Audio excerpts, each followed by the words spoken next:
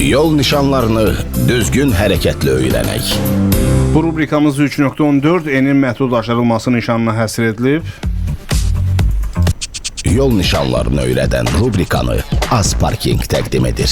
3.14 enin məhdudlaşdırılması nişanı yüklə birlikdə və ya yüksüz olmasına asılı olmayaraq faktiki qabarit enin nişanda göstərilən kəmiyyətdən artıq olan nəqliyyat vasitələrinin hərəkətini qadağan edir.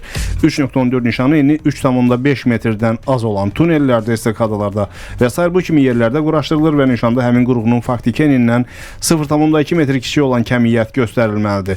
3.14 nişanı yol ayrıcıları arasında yerləşən yol sahəsində qoyulduqda, bu nişan yol ayrıcında həmin istiqamətə aparan yol sahəsinin başlanğıcında 7.1.1 lövhəci ilə birlikdə qabaqcadan qoyulmalıdır. Lövhəcikdə yol ayrıcından həmin nişan qoyulan sahəyə məsafə göstərilir.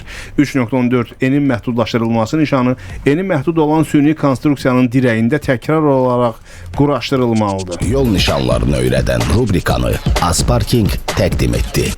Azparking tətbiqinin imkanlarından danışın. Burada artıq imkanlar genişləndirilir. Azparking tətbiqində xəritə bölməsi var. Həmin bölməyə daxil olub gedəcəyiniz ünvan üzrə orada parklanma yerləri haqqında məlumat, onların doluluq səviyyəsini görmək mümkündür və hətta xəritə ilə sizə marşrut verilir. Google Waze xəritələrindən istifadə edə bilərsiniz. Azparking tətbiqinin digər bölməsində isə küçə parklanmasından fərqli xüsusi parklanma ərazilərindəki park yerlərində də ödəniş edə bilərsiniz.